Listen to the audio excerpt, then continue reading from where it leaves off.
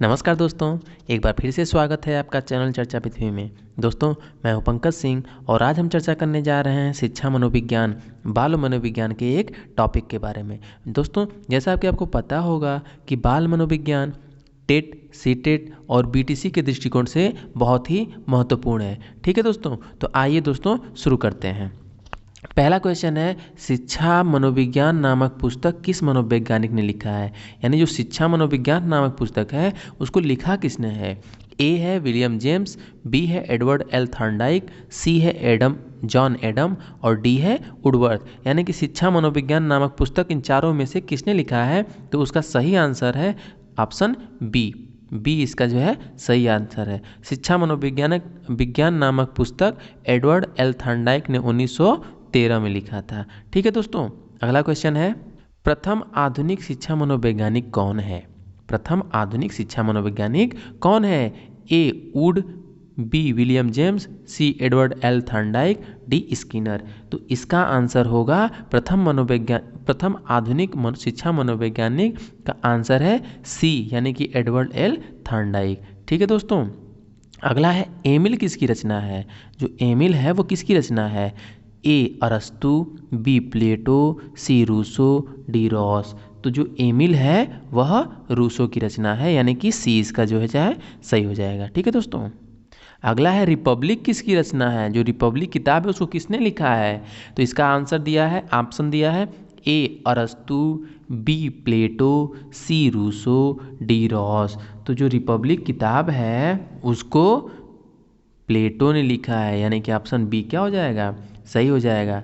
दोस्तों, रिपब्लिक के विषय में रूसों का विचार है, या रूसों ने कहा है कि रिपब्लिक का विषय क्या है, वह शिक्षा है। यानी रूसों के अनुसार रिपब्लिक का विषय शिक्षा है। ठीक है दोस्तों, अगला कह रहा है पांचवा क्वेश्चन, शिक्षा से मेरा अभिप्राय बालक तथा होगा यहाँ पे, बालक तथा मनुष्य के शरीर, मस्तिष्क तथा आत्मा के सर्वांगीण सर्वोत्तम विकास से है। शिक्षा से मेरा अभिप्राय बालक तथा मनुष्य के शरीर, मस्तिष्क तथा आत्मा के सर्वांगीण सर्वोत्तम विकास से है। यह कथन किसका है। ठीक है, ए दिया है महात्मा गांधी, बी दिया है अरस्तु, सी दिया है विवेकानंद, डी दिया है शंकराचार्य। इन चारों में से इस कथन को किसने कहा है, तो उसका आंसर हो जाएगा ए, इसको महात्मा गांधी जी ने कहा है। यानी कि शिक्षा के बारे में महात्मा गांधी जी ने कहा है कि शिक्षा से मेरा अभिप्राय बालक तथा मनुष्य के शरीर, मस्तिष्क तथा आत्मा के सर्वांगीण सर्वोत्तम विकास से है। ठीक है दोस्तों, छठा क्वेश्चन कह रहा है, मनुष्य के अंतर्निहित पूर्णता को अभिव्यक्त करना ही शिक्षा है। यह किसने कहा है। यानी कि मनुष्य के अंदर जो ज्ञान की पूर्णता है उसको व्यक्त कर देना ही शिक्षा है। यह किसका कथन है, तो इसका आंसर देखेंगे हम। मनुष्य के अंदर अंतर्निहित पूर्णता का विकास ही शिक्षा है, पूर्णता को अभिव्यक्त करना ही शिक्षा है।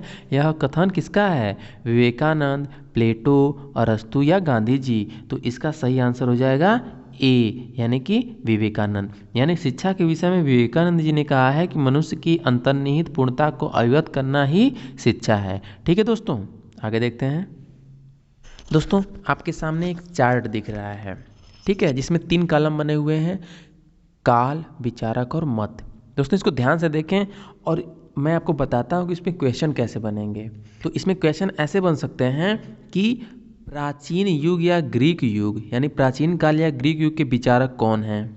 ठीक है, तो उसके विचारक कौन हो जाएंगे, प्लेटो और अरस्तु। यानी कि प्लेटो और अरस्तु प्राचीन युग के विचारक हैं, प्राचीन काल के विचारक हैं। ठीक है, अब इसमें यह भी क्वेश्चन पूछा जाता है कि प्राचीन काल में मनोविज्ञान का विषय किसको माना गया है, मनोविज्ञान का विषय क्या था। तो प्राचीन काल में मनोविज्ञान का विषय क्या था, आत्मा है। प्राचीन काल में मनोविज्ञान का विषय आत्मा है। ठीक है दोस्तों, अगला कह रहा है कि इसमें क्वेश्चन ऐसे पूछा जा सकता है कि मध्य युग में मनोविज्ञान का विषय क्या है। तो मध्य युग में मनोविज्ञान का विषय क्या है, मन है। ठीक है दोस्तों, अगला क्वेश्चन कह रहा है कि आधुनिक युग के विचारकों के नाम क्या होंगे। ऐसे क्वेश्चन बन सकता है।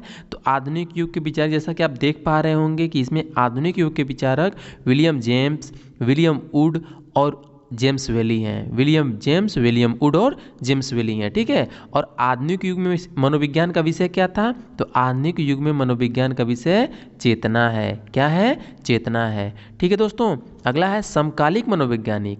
तो समकालिक मनोवैज्ञानिक हैं स्किनर, पावलोव, वुडवर्थ, वाटसन, ठीक है। और समकालिक मनोविज्ञान का विषय क्या रहा है? तो वह है व्यवहार, ठीक है। व्यवहार का विज्ञान इसको माना गया है, ठीक है दोस्तों।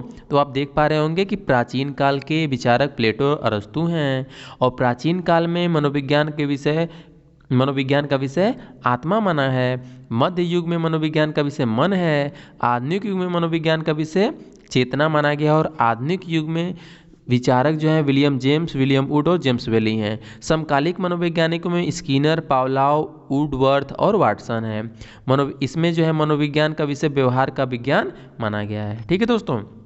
तो दोस्तों, उम्मीद है कि इस वीडियो से आप बहुत कुछ सीखे होंगे। यह वीडियो आपके लिए बहुत ही मददगार साबित होगी। अगर वीडियो पसंद आए तो इसको लाइक करिए। अगर कोई सुझाव है तो उसको कमेंट बॉक्स में लिखिए। यदि चैनल पर नए हैं तो इसको सब्सक्राइब करिए। धन्यवाद दोस्तों।